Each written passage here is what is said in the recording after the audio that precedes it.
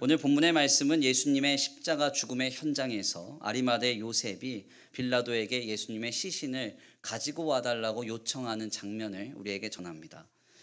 예수님의 시신을 모셔다가 고대의 풍습대로 장례를 치르게 함으로써 예수님의 부활을 예비한 귀한 사람이 바로 이 아리마대 요셉이라는 것입니다. 그런데 우리가 이 본문을 자세하게 들여다보면 예수님의 장례에는 아리마대 요셉 외에 또 다른 한 사람이 있음이 우리에게 나타납니다. 그러니까 예수님의 시신을 모시고 와서 장례를 감당했던 사람은 아리마대 요셉 한 사람이 아니라 당시에 사내들인 공의회의 공의회 회원이었던 이 아리마대 요셉과 니고데모 이 두 사람이 협력하여서 예수님의 장례를 아름답게 잘 치루었다고 우리는 정리할 수 있습니다. 그런데 이 두 사람에게는 한 가지 공통점이 있습니다. 그것은 무엇인가 하냐면 바로 예수님의 살아 계셨을 때, 즉 생전에는 예수님의 제자됨을 이 두 사람 모두가 드러내지 않다가 주님이 십자가에 달려 돌아가신 뒤에야 자신들이 예수의 제자임을 담대하게 드러냈다라는 점입니다.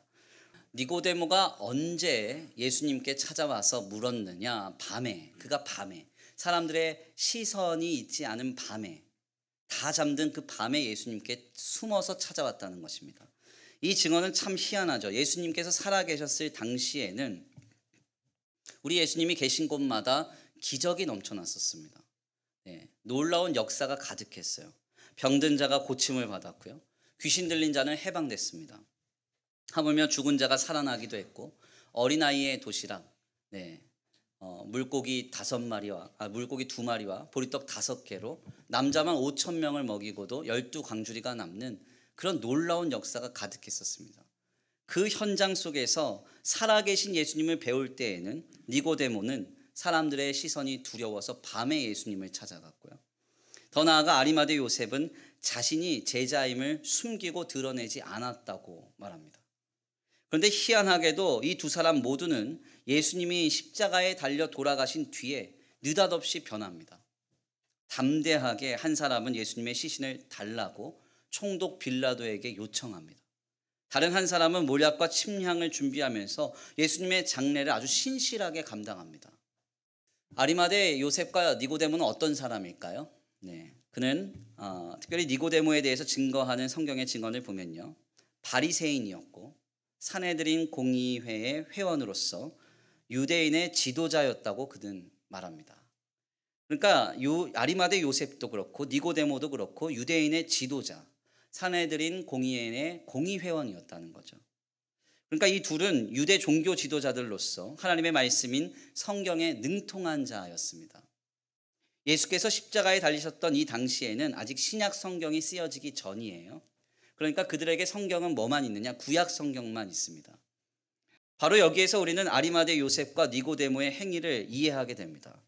왜 예수님이 살아계셨던 공생일 때에는 그렇게도 사람들의 시선과 사회적인 지위를 의식해서 숨어서 주님을 찾고 따르다가 예수님께서 십자가에 달려 돌아가시고 나서야 아리마대 요셉과 니고데모는 자신들이 예수의 제자임을 담대하게 드러낼 수 있었겠습니까?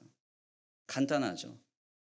그들 가운데 있었던 구약의 성경의 말씀이 예수님의 십자가를 통해서 하나님의 약속의 성취임을 확인시켜 줬기 때문에 그렇습니다. 즉 그들 가운데 충만했던 하나님의 말씀이 결국 그들로 하여금 십자가의 비참을 하나님의 구원의 완성으로 목도하게 만들었던 것입니다.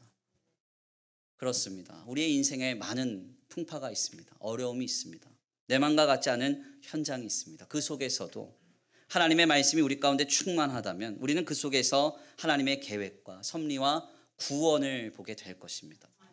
그리고 모든 것을 넉넉히 이기게 될 것입니다. 하지만 하나님의 말씀이 없다면 우리는 작은 시험과 아픔에도 픽픽 쓰러질 거예요. 지금 우리는 다른 것이 중요하지 않습니다. 내 안에 하나님의 말씀으로 가득 채우는 것이 중요해요. 겉으로 티가 나지 않는다고 모른 척하거나 가볍게 넘기지 마십시오. 나 할 거 다 하고 있습니다. 외적으로 볼 때 아무 티가 없습니다. 외적으로는 다 갖추고 있습니다. 그게 아니라 내 안을 들여다보세요. 우리 가운데 줄어드는 하나님의 말씀과 성령의 충만함은 결정적인 순간에 우리를 보호하지 못할 것입니다.